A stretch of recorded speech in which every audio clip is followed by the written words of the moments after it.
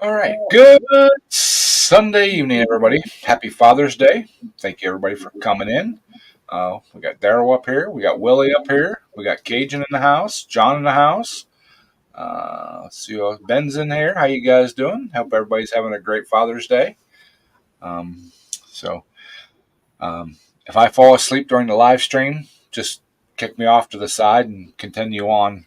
Um, well, I've been up since 3:30 this morning. We went to the tractor pulls. It was almost 90 degrees out, and yeah, I'm pretty well whooped. And I didn't eat it. I ate a very little breakfast this morning at about 4 o'clock, and then didn't eat anything until I got home at like 20 after 5. So yeah, it's been a long day. Any shade out by you in Ohio, or was it cloudy like it was here? It was there were a few clouds, but it was pretty sunny. Um, the wind was coming out of the south when we got there, but right before we left, it was coming out of like the northwest and picked up. We actually had to tie down the canopy. Um, it was starting to blow pretty hard, but yeah, so yeah, we made and it ended up being, I said, an hour and a half from my house. I timed it when I come back, and it was like an hour and 40 some minutes. So, and it's about almost a 150-mile round trip now, instead of close to 100. It's about 30 miles further away. So, I mean, it was a good time, good track, everything. Uh, we just, we, we weren't prepared. I mean, no test and tune or anything like that. I did take a second place, but my tractor didn't run the way that I felt it should. And we found more issues with the Plum Crazy engine. Um, Hopefully, here soon, those will get remedied again. Uh, so, yeah. But we only stayed for one round. Bo had to be at work at 6 tonight.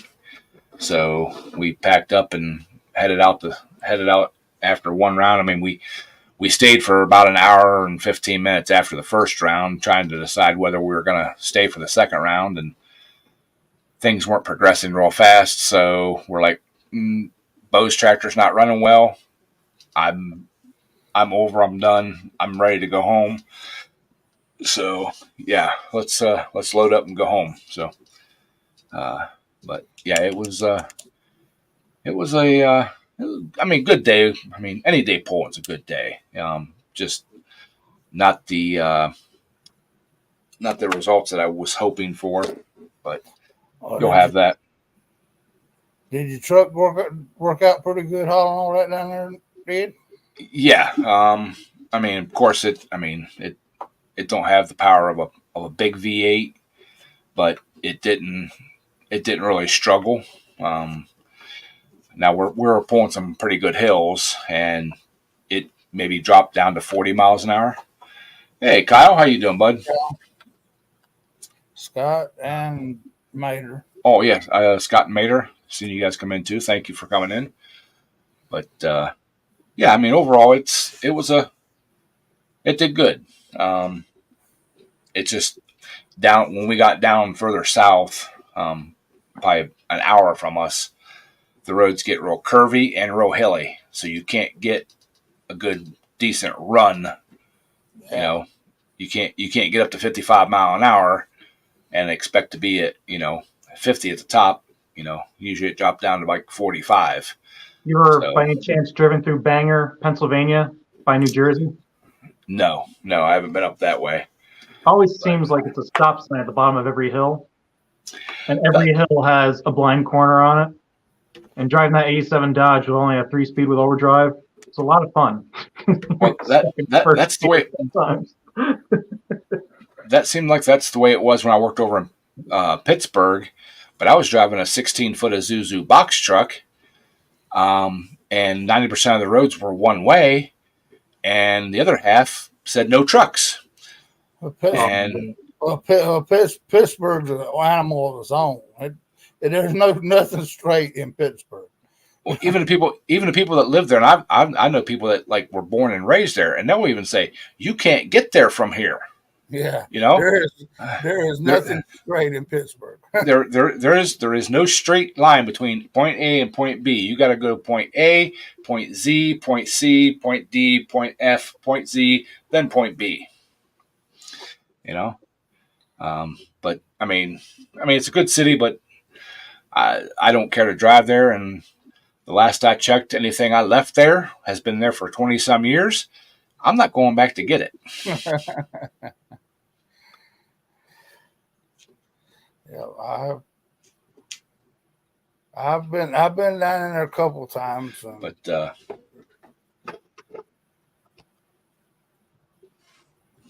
yeah, overall, the new track and everything. I mean, it's a brand new track. We pulled on it one time last year, and then they pulled on it once or twice this year. Of course, it's going to need work. You know, like anything new. It's still work. They're still working up some rocks and stuff like that. But yeah,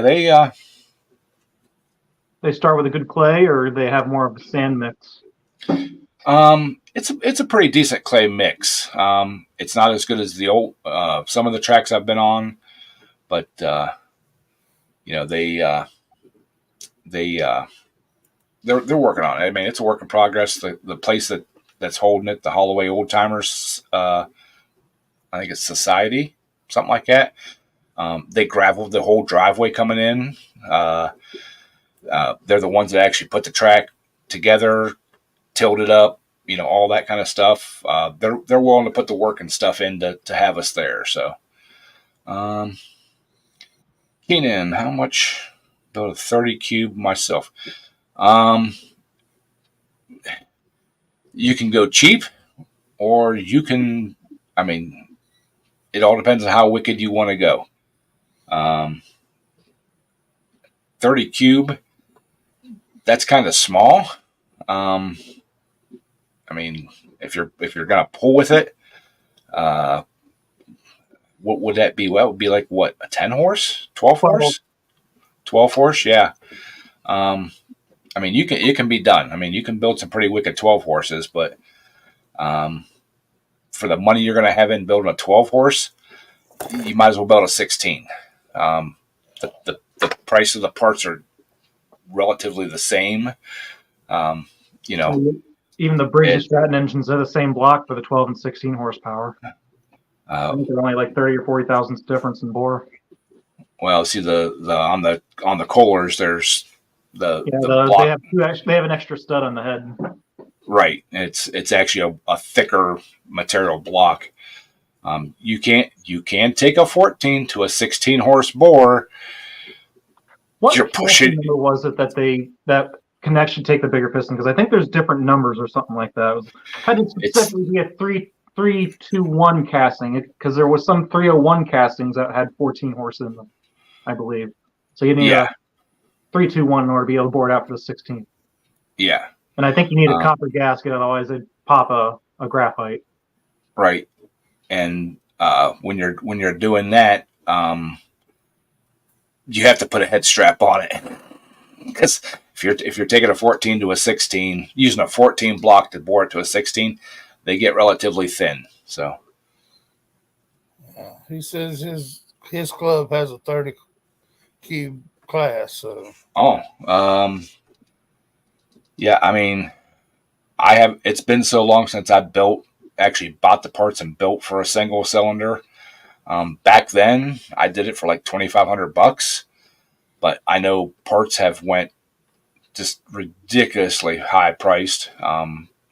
The pistons alone for my V-twin, I used to get them for like $275 a pair. I think they're over $400 now. That's the whole thing. That's the whole reason I'm holding off on building my next motor, is because the valves and the pistons, everything is gone. I've got almost everything except for the pistons I need. I want to go with titanium valves, but there ain't no way I'm going to be able to afford that. So I'll go with the stainless steel. And there's a few other little odds and ends, you know, but I'm looking at probably $1,500 in parts and stuff like that for to finish that motor, and just buying the truck, I don't have the extra money laying around no more. So Yeah, I had some truck Oh. talk if you wanted to give me a few minutes, but I didn't want to interrupt anything. hmm So when I also had an interesting snack idea I got from TV. Have you ever heard of Guy's Grocery Games? yeah, I think so. There's That's one Yeah. Guy Fieri. Yep. Okay, yeah. There was an episode, I don't remember what the challenge was, but they made a dessert challenge of some kind. And I saw something on there that I had to try at home because it just seemed like too good of an idea to leave it behind. hmm One was like a cereal milkshake, which I thought was really good in the same episode. Another one was this person took cinnamon rolls, like the little barrel, like Pillsbury cinnamon rolls, and cooked them in a waffle iron. See, I tried that. Mine didn't work. Uh, I don't know. I don't know why. I mean, they cook in 2 minutes. And it takes longer to warm it up than it does to cook them. I was actually quite flabbergasted. Yeah. And they're like a hockey puck size. Be perfect in an ice cream bowl. I had them with just regular icing, and I thought they were really good because they're like hand sized. You can actually hold them. You don't need a fork. I thought it was pretty nice. But it came out a little bit more like a pretzel texture than it did a soft roll. So I'm not sure if you have to let it rise for like an hour before you cook them versus just take them straight out of the refrigerator, or if you might have to make the recipe a little bit different so they'll rise a little bit more, or maybe a little more water. Well, the cinnamon roll ones I did, I just I followed the video I found, and they just opened them up and kind of smushed them down a little bit, put them in the waffle iron after it was hot, closed them, cooked them for, like you said, like 2.5 minutes or something like that. I don't know if it was my waffle iron or what. I wasn't impressed with them. They I don't know. I might have to try it again, but yeah, it just didn't work out. Now I have done biscuits, the buttermilk biscuits in the waffle iron. That was interesting. Makes for an interesting sausage gravy and biscuits. Yeah, to hold the gravy better. Mhm. Wouldn't just spill off. So I thought that was pretty neat. And then if you have cold icing, because they come right off the waffle iron, it's not like you have to handle a hot pan or anything like that. The icing stays on them instead of spills off the sides. Mm-hmm. I thought it was nice. Being able to hold it by hand and put the icing on without falling off was pretty nice. Yeah. I mean, granted, it's still a cheapy cinnamon roll. It's not homemade, so they're usually tough to begin with. They're not particularly soft like a Cinnabon cinnamon bun. Right. Like you can't, even if you cook them in the oven, you're not going to cut those particularly easy with a plastic fork. No. But, and I even use name brand cinnamon rolls. The Pillsbury or whatever. I didn't even buy the cheap ones like I usually do. But for the time and setup, it was like 10 minutes and you're done. Mm-hmm. If you have kids that want to have something with ice cream, you need to make their day. They wouldn't care. They would probably eat them up as fast as you ate them. Right. And well, and maybe too, I used like a Belgian waffle maker. I like Belgian waffles over the regular waffles. Yeah. We see it. They might be too thick. It probably didn't fill all the surfaces. We see it, Daryl. You might as well just break out the shot glass, man. Heck with that needle. Just take a shot and, Okay.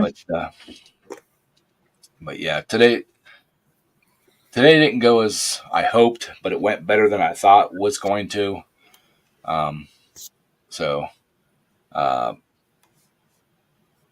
We just know we know what direction we need to go. These are the guys that do the tractor pulls and build the engines. Yep. You want to say hi? You can. Hi, Dad. How's it going? Happy Father's Day. Same to you if you have kids. I got some, but I don't think they claim me anymore. I take that back. I did get a Happy Father's Day from my stepdaughter. Oh, look at that. So I didn't get one. I didn't get one. I need to put a calendar in my room or something. but I don't know. It's not but a the big funny- deal. the funny thing is I didn't get it until after I got down to the pulling track because we were in and out of service so much. I couldn't hold my phone in my hand and have service, but if I laid it down and propped it up on my cigarette case, just that high off the ground, I had 1 bar of service. But as soon as I touched the phone and picked it up, the service went away. I had one situation where I needed a phone. I got up on the bumper and then I climbed up on the roof of the 94 Suburban just so I could get a call out. Well, and the other funny part is if you go down by the track's up on a hill. If you go down by the road where you come in, you get 3, maybe 4 bars of service. But up on the hill, which you would think up higher, you would get better, But yeah, we didn't. But What's up? Ice cream. I'm gonna stop at Smoking Joe's. You want any? talking about ice cream, I did stop at a Dairy Mart and got a cone, no. one of the drumstick. I'll get you some ice cream if you. Well, I was just going to warn you, don't stop in a little podunk town at a Dairy Mart to get ice cream. It was $4 for the drumstick. That's insane. One. Man. Nowadays, the colossal shakes are like $7, but granted, they're 32 ounces. Crazy. But I needed something. Well, there's a little restaurant across the street from our Burger King here called Isabella's. You can go in there. You could eat cheaper and better by far than Burger King. There's a little bar half a mile from my house, little country bar. All they serve is canned or bottled beer. No hard liquor, nothing. I don't even think they have beer on tap. I think it's all cans and bottles. But they have some of the best food at reasonable prices. That's like this place. Very good. I think you can get 3 Texas toast sizes of French toast for like $6.50. Yeah, one of the dogs got a mouse today. This place is only open from like 10:30 or 11 o'clock in the morning until like 8 o'clock at night. That's and then on weekends they're open till like midnight. But yeah, they don't serve breakfast, and it's been there. That place under its current name and stuff has probably been there 40 years. Hey, those are some of the best places. You should tell them about the Jimmy's hot dogs. How long has he been going? My wife said, "Let's take a ride." I said, "Where do you want to go?" "I want to go get Jimmy's hot dogs." Tell them how far we drive that is. That's an hour and 15 minutes away. Yeah. But Jimmy's Hot Dogs has been in business since, oh my goodness, I think he goes back to He the passed away 60s. probably 10 years ago, and he was in his 80s. So Yeah, he started in the 60s, I'm pretty sure. Mhm. And they're still going. Some of the best hot dogs ever. Well, when I was in college, there was a little place, and it used to be like a little diner along the highway, and of course the highway turned into like a double lane road, and it closed for a long time, and then an old couple bought it and opened it up, and they would open from like 5:30 in the morning till 9:30 or 10 o'clock, close, and then reopen at like 3 till like 7 or 8. Huh. And it was just him and her. They're the only ones that ran it. Huh. The breakfast used to get in there. Oh man. Awesome, huh? If you walked out of that place hungry, It was your fault. yeah. Jimmy made hot dogs for so long that the mustard stained his fingers. Yep. Couldn't believe, and he was permanently bent over from doing the hot dogs. Well, And that he, could have come with age too. he was always in there, almost always in there. But Well, couldn't believe the mustard stained his fingers yellow. Well, my parents owned a meat market growing up, a slaughterhouse, and we made sausages and hot dogs and all that kind of stuff. We'd have people drive 2-3 hours and buy like 50 pounds of my dad's old, what they called the old fashioned hot dogs that had the hard case on them. Yep. And we had one lady. I remember coming in. Her kids could not eat regular production hot dogs because of the fillers in them. They were allergic to them. Yep. My dad used no fillers and stuff, I and bet she they would were good. and she would literally drive almost 4 hours because they used to live local, and they moved. Her husband got a different job, and they moved. And she would come down like once a month and buy like 50 pounds of hot dogs and take them and freeze them because those are the only hot dogs that and everybody called my dad Uncle Earl. His name was Earl, and everybody called him Uncle Earl. That's funny. Jimmy actually has shipped hot dogs all over the place. It's kind of funny. Oh yeah. To think about that. He also made the news a couple times. Yeah, he did a few times. Yep. Hey, nice talking with you. I got to run. All right. Enjoy your ice cream. Oh, I will. You sure you don't want one? I'm good for now. Okay. Oh, and also, guys, since last polling season, when I would weigh my tractor up, I am down over 40 pounds. I had to add. I could add 42. I was 42 pounds light when I went across the scales today. Awesome. So, Where'd you wind up putting it? I put 35 pounds on it. I put 25 under the tractor, and then 10 out front.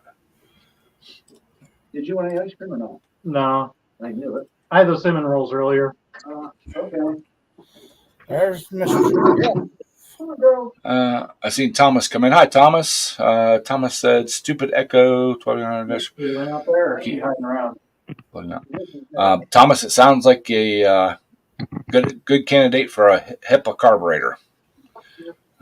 I've got a still blower that's doing the exact same thing. So I'm going to order a carburetor from HIPAA for it. Hey, Ed, Darryl, Willie. Hey, Jeff. What happened? Well, can you believe the sun is actually shining in New Jersey? Mm-hmm. You think? Yeah. So. Hi, Lisa Ann. Hey, Lisa. Hey, Lisa Ann. Lisa Ann got taken out for a lunch yesterday. Oh boy. Mm. Hello, everybody in the chat. How y'all are?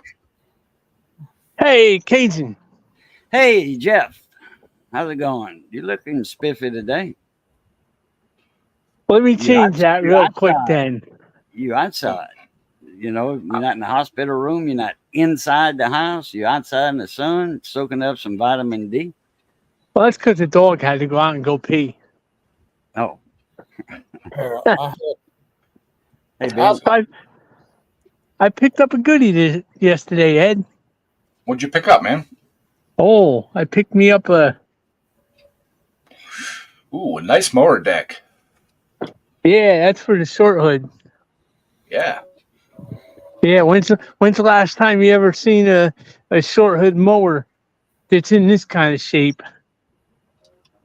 It's so hard to find antique mower deck anywhere around by me. If you do, it's rotted out or beat in. I wonder if they get run overs. I was out by you, Willie, out in Scranton. Yep, that's really close. Yeah, and you know what? It's the last 15 time I'll drive 84.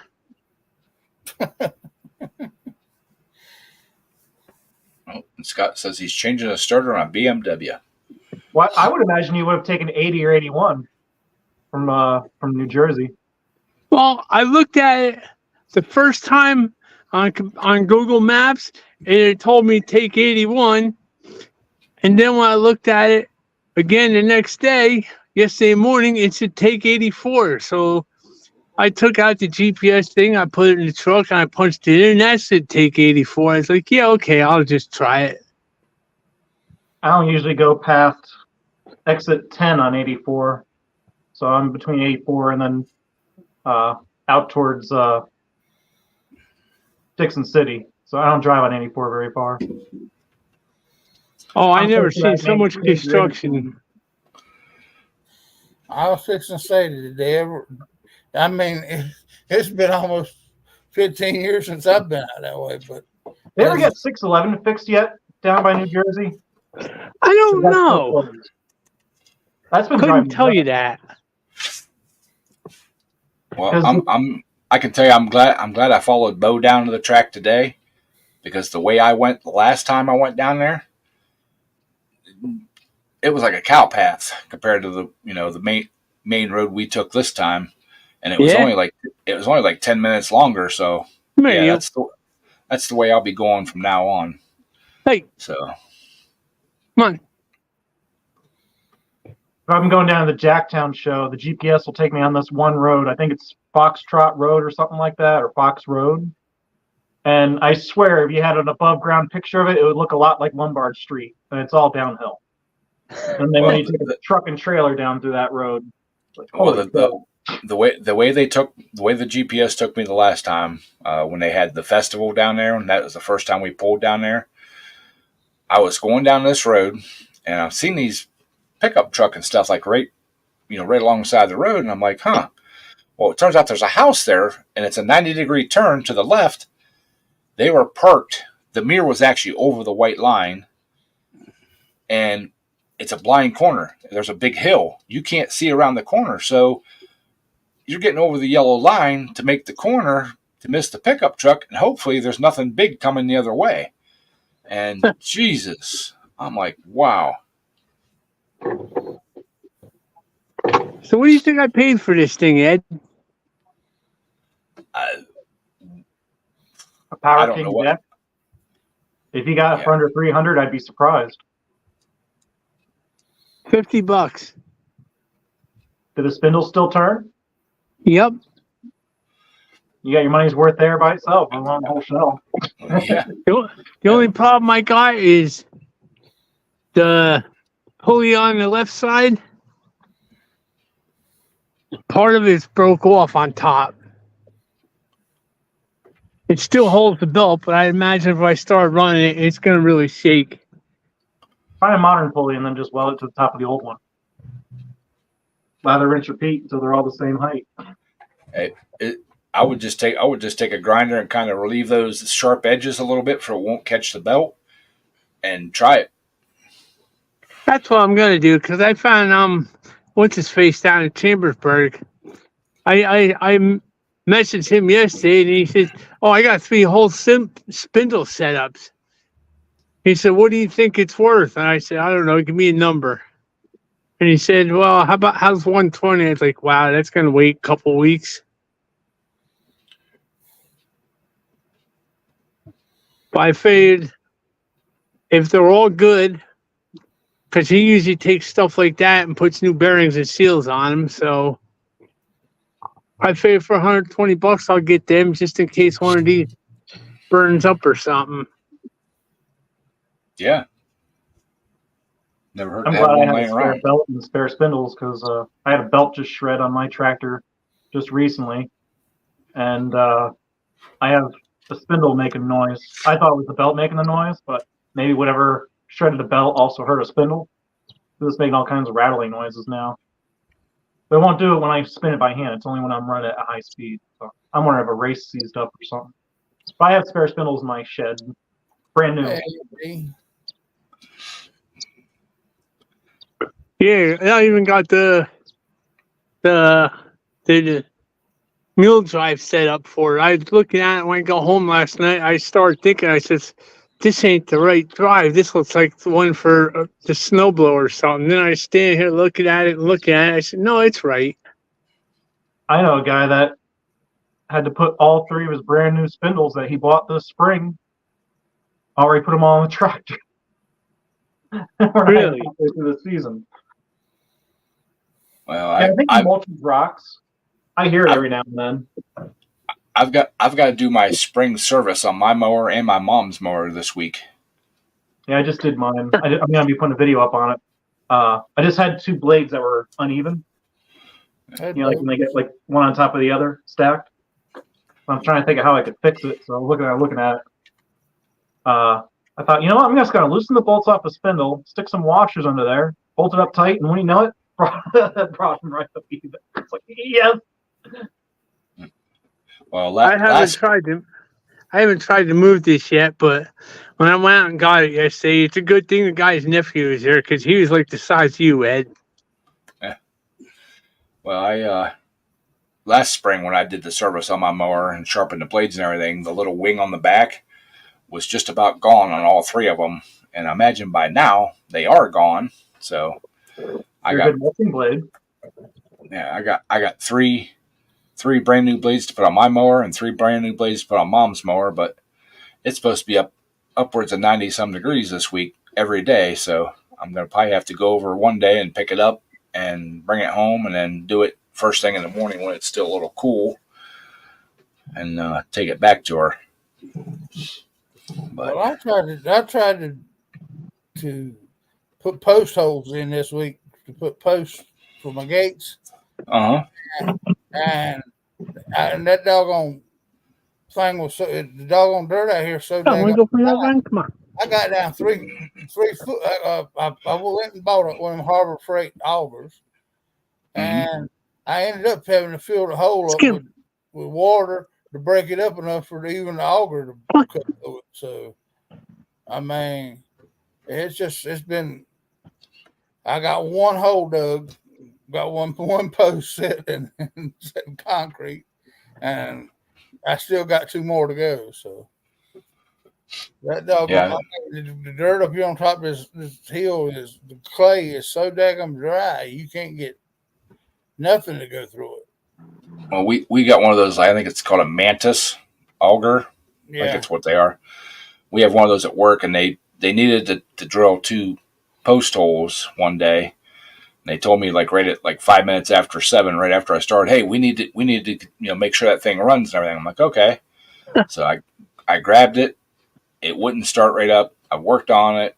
Had to order a couple little parts for it that were coming from Napa. It only took me like an hour and a half. Called the guy that was supposed to be doing the holes. I said, hey, I got that auger, going ready. Just come pick it up. Oh, I've already dug 1 hole by hand and got the other one halfway done, so I don't need it. Yeah, nice, huh? Was it a 4-cycle one or a 2-cycle? I think they had a Honda 4-cycle option on some of those. It's a 2-stroke. I had to put new fuel lines on it, and then the foam air filter was you touch it and it was coming apart. So I didn't want to suck it into the carburetor. I called down to Napa. They didn't have the correct air filter for it, so I just got one of those foam pieces that go over the outside of a regular air filter.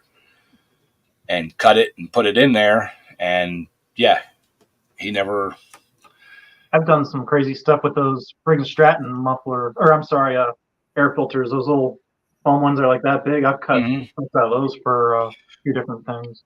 Well, they didn't. Like an 1.25 inch thick. They work pretty good. Well, that's what I wanted. They didn't have any of those in stock. All they had was the ones that wrap around the regular paper filter. So I made it twice as 2 times thick and cut it and put it in there, and it worked great. But funny story. I had a weed whacker once. I don't know if the video is still up. At work, it's like, we need you to go weed whack. Okay, here's a weed whacker. I don't know if it runs. And sure enough, you go and choke it and you start it, and then it'll run and stall and run and stall. I'm like, how am I going to make this thing work? Because I don't have any parts for it. I took a piece of plastic bag, poked some holes in it, put that over the air filter, put the cover back on, and once you know it, thing ran. Dang. Well, I've got some foam, some shipping foam that's thin like that. Mm-hmm. I found that works, in a pinch. It Right. might work for making a bunch of them. But I found that it doesn't restrict the air like some foam does. Some Right. foam restricts too much air, you know. Well, And and some of the if you got it tuned to no filter, and you put the filter in and it bogs it down too much, well, then you got too much restriction. well, and you got to watch some of that foam too. Isn't safe for be around gas. It melts. No, I Napalm. didn't try that. But most foam will melt in gas. But luckily that the green stuff for like the Briggs and Stratton and all that's fuel safe. It doesn't melt like some of the some of the other packing foams and stuff like that. So, but this auger, I don't know how they bought it the year they started making them. So I don't know, how it's 10, 15 years old and it's got the original air filter in it. Cool. And that actually now it has a factory one because I went online and ordered a brand new carburetor and a air filter for it. And when the air filter come in, I put the air filter in it, and I talked to the ground supervisor. I'm like, "Do you want me to go ahead and put that brand new carburetor on there?" He goes, "Will it run right now?" I'm like, "Yeah, it runs, but it's a little cold blooded and stuff." He said, "Nope." He said, "Just leave it go."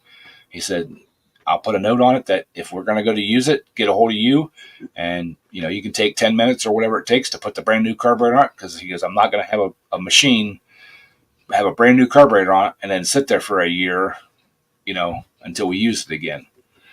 So I like to flush them out with seafoam if they have a primer.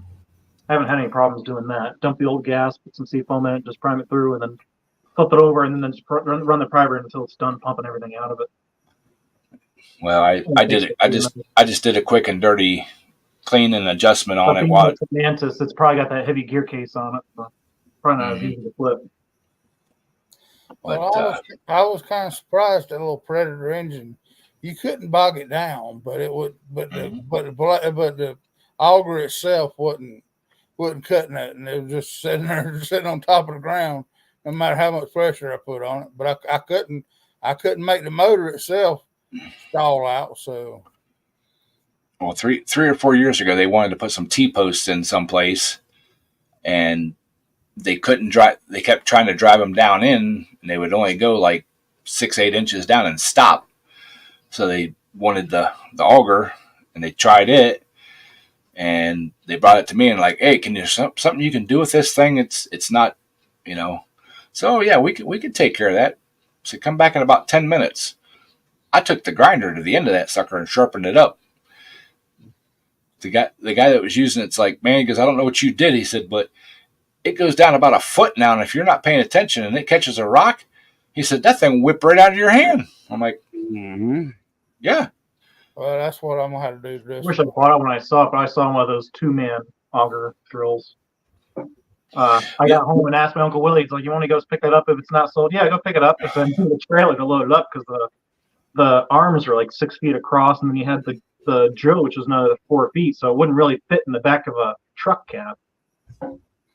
By the time I got back, it was sold, but I got a couple other things while I was down there and loaded up. I got a Briggs engine that's actually on the table, a 16-horse cast iron Briggs for like $25. Well, they rented one of those big ones because it had like an 8-inch auger on it, the 2-man ones. Yeah, they only used it for like 2 or 3 hours and then took it back and used our little one and then cleaned it out with a regular manual. I said, "Why'd you guys do that?" He goes, "That thing was beating the heck out of us." Hey, Roadrunner. Beep beep, Road Runner. Oh, I had some news. I don't know if you ever seen any videos of like my Night 2 Buick. When I bought the car, I thought it was going to be like a cheap maintenance vehicle.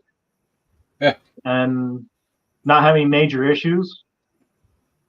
But as of the last 3 years, for certain economics, but beginning with a B, but I don't think we're allowed to say that. Not to get political, but Right. it's cost me $500-600 to put brakes on the car. I put them on, and they don't fit. I got AC Delco drums for a 92 Buick, and they don't sit in the bearing hubs correctly. They wobble up and down like 6 or 7 thousandths. So I had to stick O-rings on just to center up the drums on the hub to make it work. Well, I just did that brake job on my brother's van, did the back brakes, and then like a week or a week and a half later or something like that, 2 weeks, the front brakes needed done. The front brakes were actually over $100 more expensive to do than the back brakes. And then the same token, oh, I'm sorry. Well, my brother asked me, he goes, why? I'm like, the only thing I can figure is the front brakes get done twice as much as the rear brakes. So they're going to charge you more because you have to have them, and they're going to, so they're going to charge you more for they're basically, I mean, the same size pads, just a little different design, same thickness, same thickness rotor, just a little different design, the way the top hat and stuff is. But everything, the whole brake job was like $100, $120 more than the rear. And another thing is this a Ford too, ain't it? No, it's a Chevy Express. Oh, it is? Okay. Yeah, the rotors, I think, are only like 200 or 300 thousandths difference front and back. And then they're like 1400s in the front and like 900s if not like 1100s in the back. Well, the strange part too is like 14-30 seconds front and back when they're new. Well, on this one, the parking brakes are on the inside of the rotor, so they have to machine the inside of that rotor, but they're still cheaper than the front. Yeah, and I even asked our guys at Napa, I'm like, did I not get my discount or something on these? They're like, no. He said that's the way they're all going. He said, and he's the one that said, he goes, the only thing we can figure is that you have to do your front brakes about twice as much as you do the rears, and they know that you have to have them, so they're going to up the price of the front brakes to make more money. Yep. Man. Probably charge you a stocking fee. So on top of that, I mean, when you try to fix something and it's not right and there's nothing you can do about it, like I can't warranty it out. Right. I'm stuck with it. I'm not going to buy another set of drums. And 1 month, just recently, the turn signal broke on the 87 Dodge, and I found out that the right rear axle got bent from a situation towing a tractor that was way too heavy for the truck, but it got stuck out there because someone else took it out there with a van and left it out there, and we had to return it.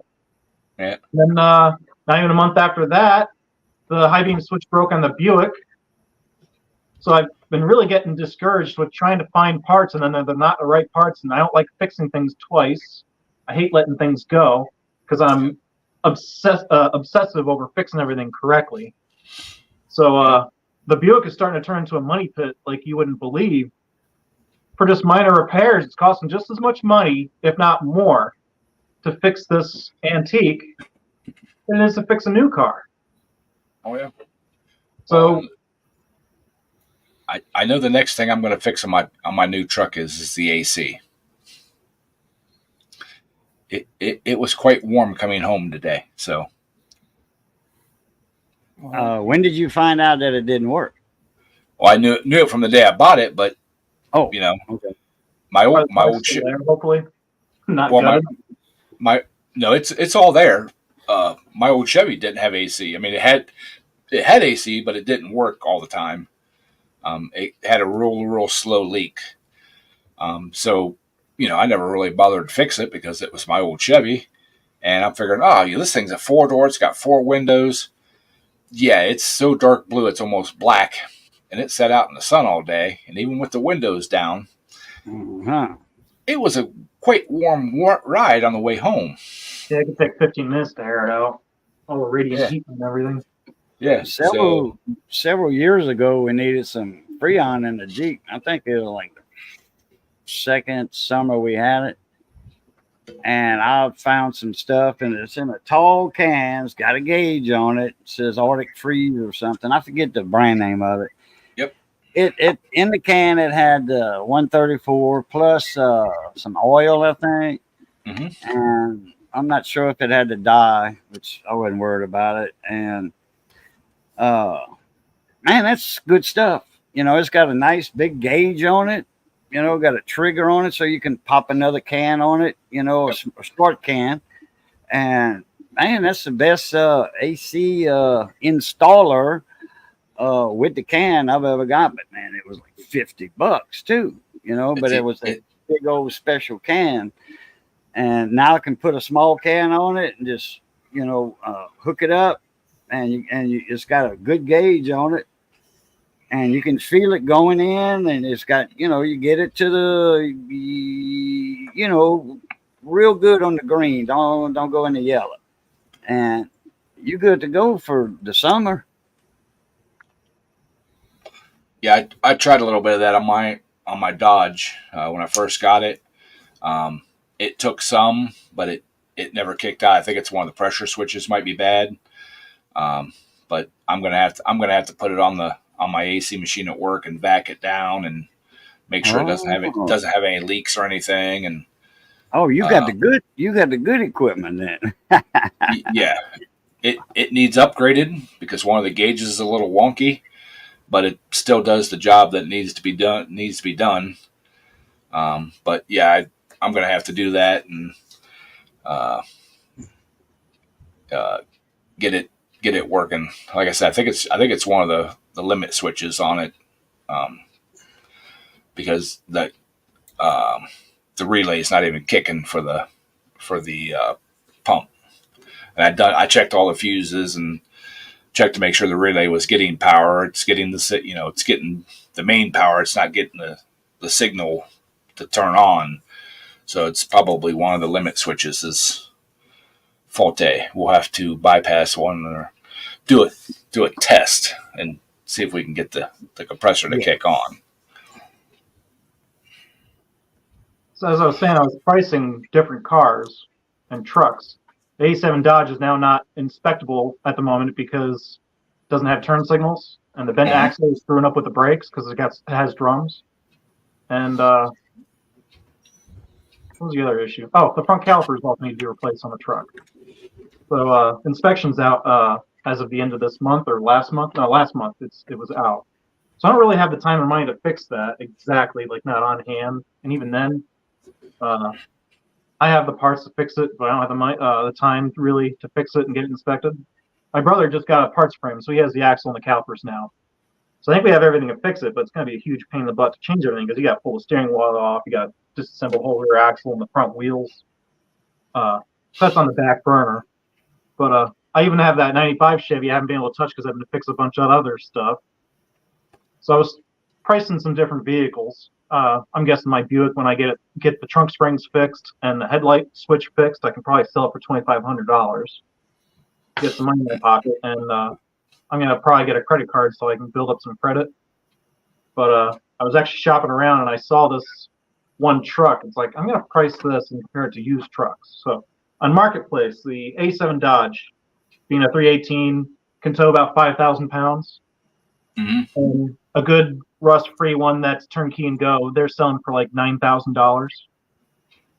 That's cheap. Around here, they're $12,000 to $15,000 trucks. That's two-wheel drive. You're not going to touch a four-wheel drive. You're not going to find a four-wheel drive. When you get into like the 90s Chevys for a good one, you're going to be spending $12,000 or more. Yep. Okay. So I priced a used truck from a dealership. Now, the Dodge can tow 5,000 pounds. A 95 Chevy can tow, if you have the trailer brake package and the tow package with a 350 instead of a 305, that's 8,500 pounds. Mm-hmm. So I was thinking, I don't tow anything over 7,000 pounds.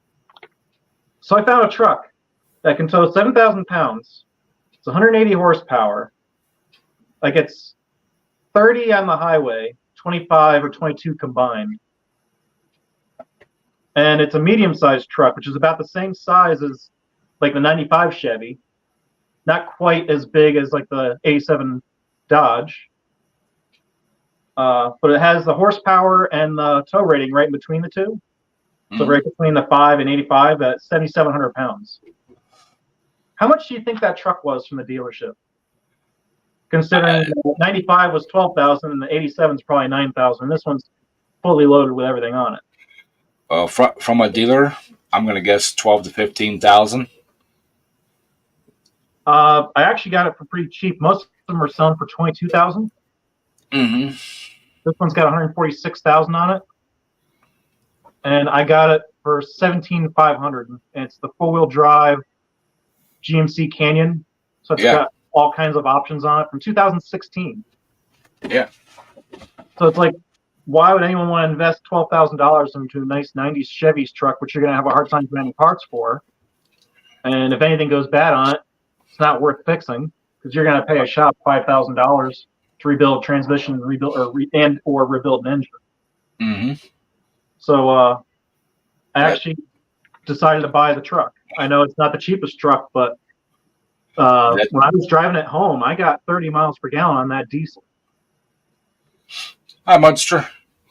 And it's a 4-door with a 6-foot box. It's like got everything I could ever want. Well, that's why I jumped on that Dakota. I wanted a full size, but am I working a little bit hard towing the trailer and stuff? Probably a little bit, but I didn't spend an extra $10,000 to So. I would spend $100 to put a doggone transmission cooler on the extra transmission cooler on it.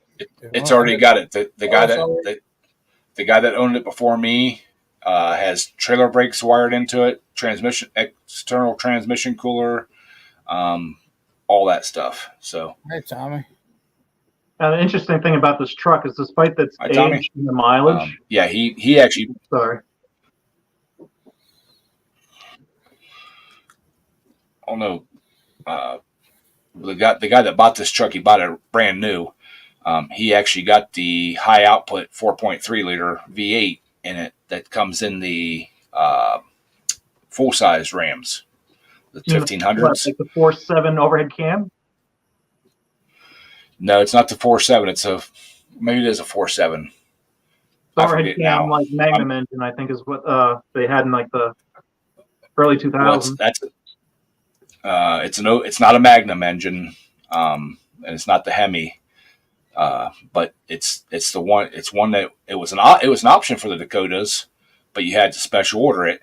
This guy special ordered it because he knew he was going to be towing a camper with it. So, and it had airbags on it. Of course, from 2005 till now, the airbags are history. But anyway, I jacked this truck up. It's got 146,000 on that, and I was surprised. It still has the QR code stickers on all the shocks, probably from the factory, and it still has the factory battery in it. And it doesn't even leak any oil, and there's like barely any surface rust anywhere on the truck. I couldn't believe it. Well, when I got this Dakota, it had 110 or 111,000 miles on it. I've put a couple thousand miles on it so far, but around town, I'm only getting like 15 mile to the gallon. For V8, that's pretty good. Well, I'll have to check it whenever I go get gas later on this week to see what I got going down. Of course, it's probably not going to be very good because towing a trailer and going up and down the hills and stuff. But That I just can't believe it costs so much. That sounds about like the gas mileage on my Chevy pickup, my GMC pickup out here. I just can't believe how expensive it is to fix 15 around town. And I mean, I have got it up to 26 on the road. So, yeah. Here you go, Cajun. Can you see the metal bearings shavings down on the water pump? Reckon I can, whatever that is down there.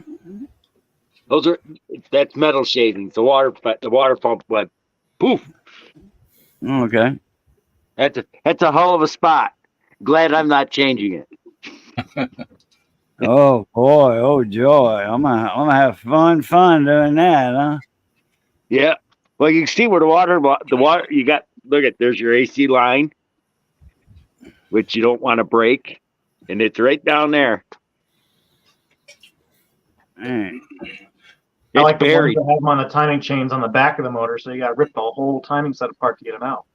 I say it looks like you could possibly go through the fender well and get to it. How you gonna go through the fender well? The frame's right there. Yeah, a lot of the cars, the frame sits barely an inch above the center of the frame. Yeah, God damn! Don't kill the messenger. what? It's not toward. You can't get through it at all. I mean, I know the inner well is not there. Fender well. Right there's the frame. Right there, I can't. It's hard to see. It's such a tight spot. There's the frame. The pulley's right in front of the frame. Oh yeah! Wow, Dang. Like I said, it ain't gonna be me. You're gonna have fun. Oh boy. And then I went to pull the dipstick off, and the handle broke off the dipstick. Must be, I don't know what. It's They were plastic, but I got the handle. As long as they don't spit all out, that's good. What make is that one? A Kia or a Hyundai or Suzuki SX4. That's a nightmare to get to. looks like one of those Sky Active engines, but hard to tell. It still runs. It runs fine. It puked just a little antifreeze out, but I'm not going to add any to it. Why add to it if it's, you know what I mean? Yeah. Long as it gets on the car hauler. Suzuki, okay. But everything's out of it. I don't think I Everything. see any of those in the shop by me. So yeah, it looks like it's gonna be a fun job, Cajun. I even gave it a bath, Cajun. I cleaned all the mold off it. Oh damn! Yeah, you did wash it, huh? You sure did. There's the fender. There's 5 quarts of oil and a jug of antifreeze, which it looks like you're going to need. Yeah. And here's a bag of yarn.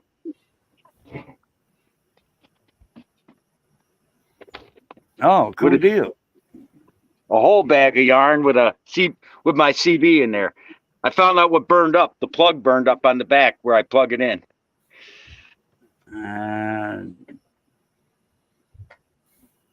Might be The more power inside. cord. It was actually melted. The plug was melted.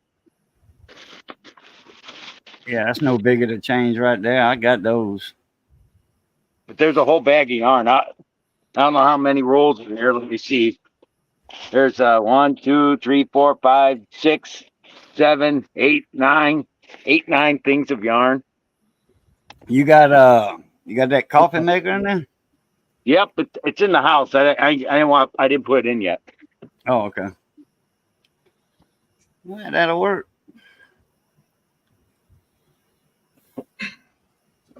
But I figured a CB will ride fine with the yarn. Oh yeah, good cushion for it too. And the fender fits in the trunk. And this is the broken light, but the reason why I sent the broken light because it's got all the plugs you need to fix the existing light on the back. Oh, okay. But see, it all fits in that trunk. Yeah, that's a good sized trunk. 2-body trunk.